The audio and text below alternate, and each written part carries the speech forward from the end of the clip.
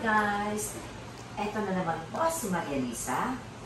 At naiiba na naman po ang ating ipapakita ngayon. Inside my room, night, at maulan, baha, bumabaha na sa lahat. Pero dito hindi kami binabaha. 2 days and a half na pong umuulan, dire-diretso. So, hindi kami nagkakakitaan ng mga families kasi may kanya-kanyang buhay yan. Siyempre, pag magandang araw, ayan, nagpupuntahan. Pag ganun may ulan naman, at medyo dire-diretso, bagyo na, so, kanya-kanyang bahay yan. At may mga nababaha.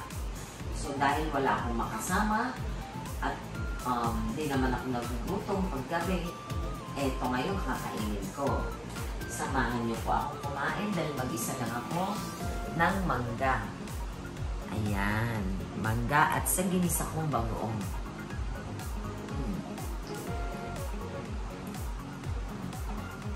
Ang sarap po. At chicharon.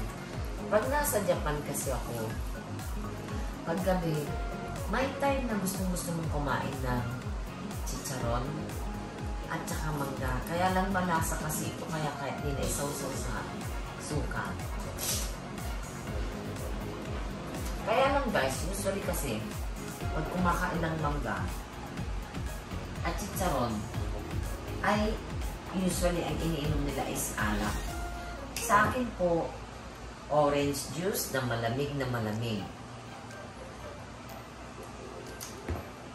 Dahil hindi naman po masarap uminom pag mag-isa ka.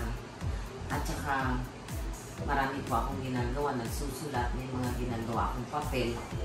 So, at wala yung mga kasama kong mga boys. So, hindi masarap po uminom, lalo na red wine na ako. Wala namang red wine dyan sa mga tindahan. So, mas I prefer orange juice. So guys, pag ganito pala, na walang mga family mo sa tabi mo, ay super lungkot ang labas. Let's go, ipapakita ko sa inyo ang labas.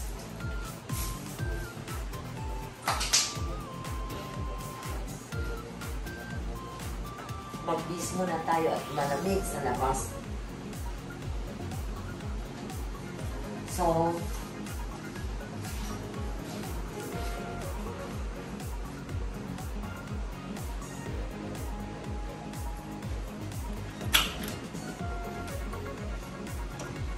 ito po ang view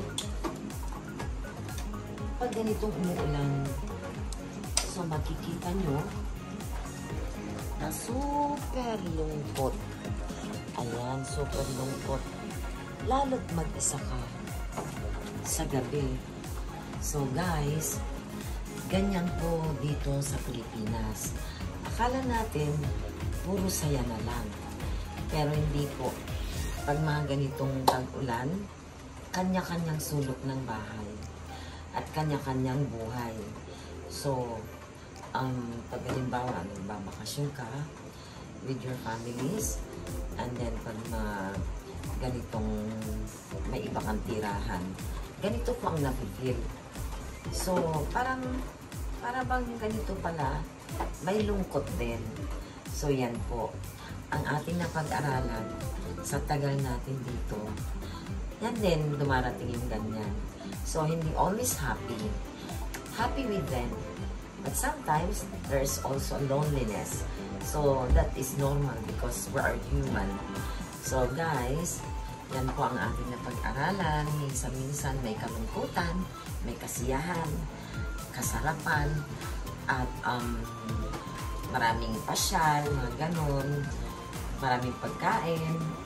Pero ngayon, ang pagkain ko is chicharon at mangga. So, pasok na tayo at medyo maginaw ngayon dito.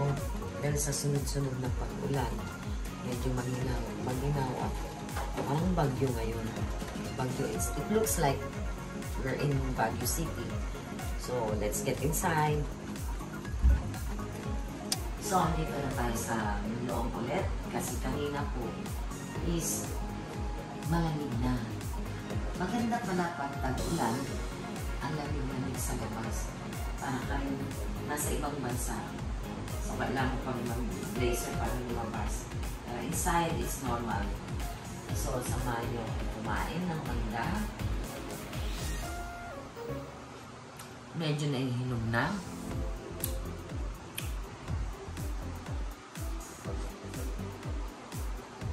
It's funny, right? Before going to bed, mangga and chicharon. Mas okay kung may San Miguel beer or Red Horse, but I don't drink beer.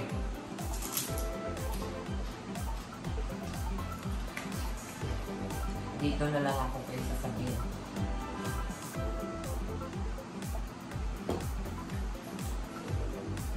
O guys, yan po. Ang ating ano ngayon is meron ding kalungkutan, hindi lang kasiyahan lagi ang napapanood. Minsan, lagyan din natin ng ganito, alone and while eating in bed. Kasi po, nagsawa na rin ako sa baba. Minsan, kain dito sa kwarto.